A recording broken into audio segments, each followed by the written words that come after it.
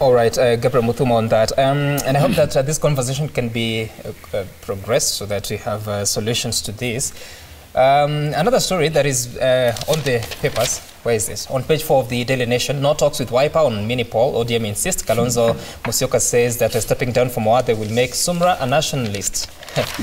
Well, Sumra went to court on a petition, and now Kalonzo Musyoka and Julius Moate want Sumra to step down. Is it a possibility? Quickly. No, I think it's a bit too late. This discussion should have been had. I mean, we don't want acrimony now because we're in handshake, and so this discussion should have been had much earlier. After you know, just immediately after the election, when Subra went to court, Wiper should have been firm enough to call Sumra and say, let's talk, so that this does not progress. But now waiting for someone to litigate up to the Supreme Court, and then maybe ODM being told, tell him to withdraw. It just, you know, people also have their human rights. Of course, there's party, but people also have their rights, and that is what Sumra has exercised, and he has exercised it to that level. The best thing is for him to be allowed to run. That's how, I'm sure if it was held earlier, then it would have been a situation where we shake hands as brothers with Wiper, because we are brothers and sisters. And then we move forward together instead of having an acrimonious by-election. Senator Maura, Kalonzo Musyoka was saying that this is the only seat that Wiper Party has in Nairobi, and therefore it should be left to him. Is it justified within NASA? Well, it's a very difficult conversation, as Gladys has said, because of the reality of the handshake, and also because there's a working partnership. So, and you know, Sumra is well known to me. I'm also being personal here now, Kitoko. And also Mawade is a great man.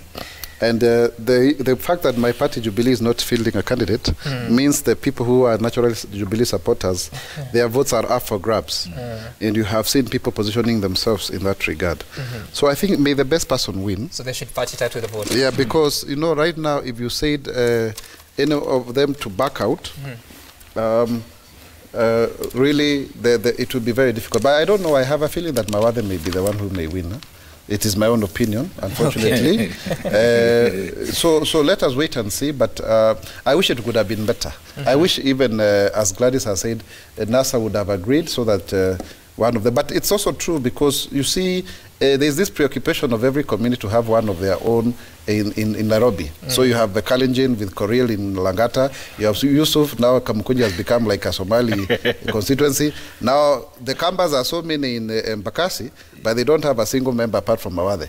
So Kalonzo Musyoka is justified. But also Sumra is an Asian who is justified to be elected, just like Shakil or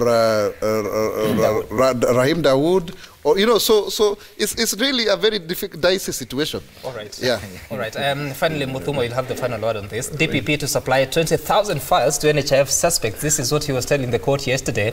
And the documents will be supplied within a period of 1 month, 30 days. So by 20th of February, the DPP hopes to have supplied all these statements to the Defense Council so that they can prosecute the case. I'm just wondering, it is just the other day that the Chief Justice told the DPP that you have to revise how you frame your charge sheet. You cannot bring 30 accused persons and 30 lawyers and expect that case to move.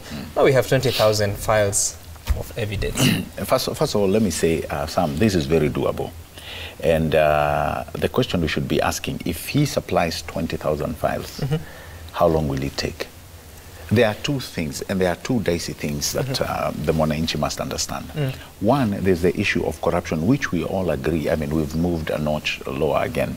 You saw the indices that came out, the corruption report. One thing that we must be alive to is how do we deal with this corruption that we all know is available, but we are not seeing convictions. Right? DPP and DCI, notwithstanding the fact that they are saying we are presenting or we are not given enough time, you know, to be able to bring, you know, watertight cases, because, you know, you are only supposed to hold a suspect within a given period of time, and you have to release them after that time, and, you know, they are, the courts are allowing these people to go in and even interfere. you know, with some of the cases. So you're given a very small window, as the DPP was saying. You're given a very small window that you have to perform. But then when we bring all these matters into the courts, there is the issue of time that has, you know, time that is elapsing. You're looking at cases taking 1-2 years, which should not, you know, be the case. And they probably, I mean, this is my view. I think at one point we must ask Parliament to come in and assist, that these cases should not be going for more than a given period of time.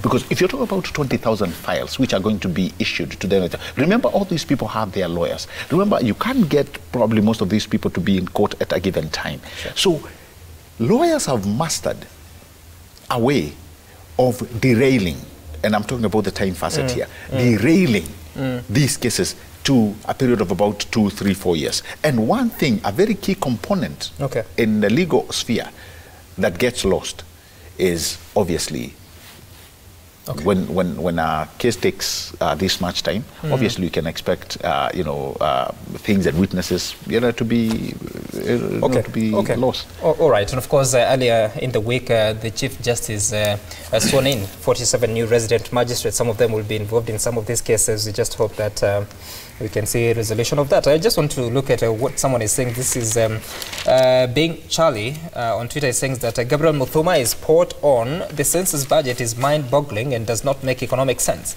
Sheer waste of public resources. 18.5 billion shillings that will go into the national census. We'll be sure to bring you details of how that money will exactly be spent.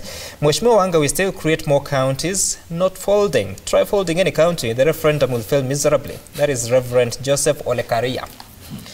And then someone else is saying, good morning, my question to Honorable Wanga, where is Homa Bay County heading to? No development, no roads, CDF money is allocated according to who you know. We have one of the largest lake, but we still lack water. We have the most fertile soils, but we still lack food.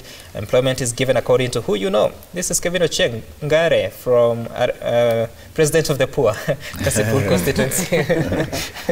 Yeah, I think it's a valid concern. You know, I think people just need to really pull up their socks. It's what we're talking about. I don't know about, you know, CDF and so on, because this is constituency by constituency, so you can't generalize, because everybody's trying to put in some work.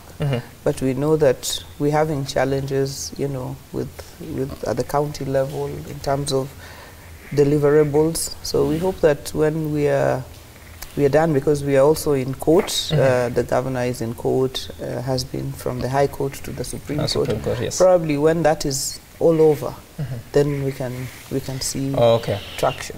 Abdirahman from Garissa had your comments, and he says that I totally disagree with the arguments put across by the Honorable MPs on 2019 census. What they do not know is that Northeastern region was not getting resources for development prior to the new constitution of 2010.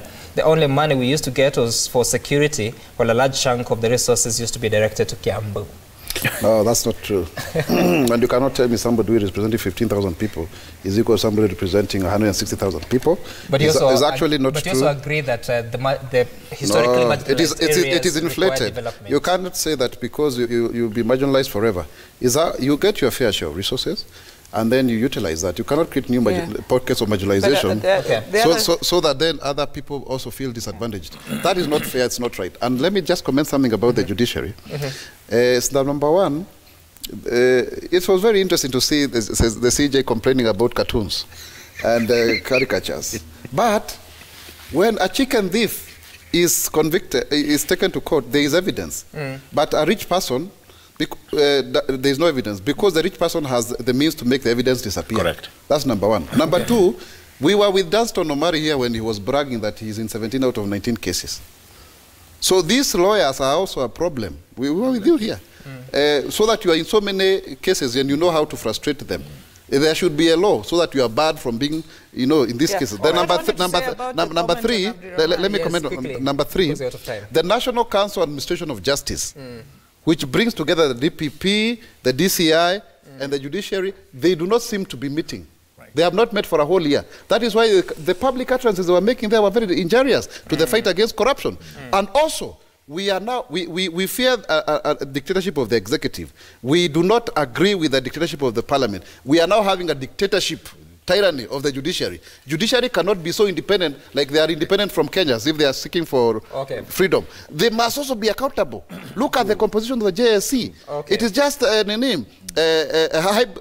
inbreeding of lawyers and their interests and magistrates. We must have a serious conversation. Article 171, Article 172 of the Constitution must be amended. All right, Senator Mora, but there is a representative of the public. There are only two.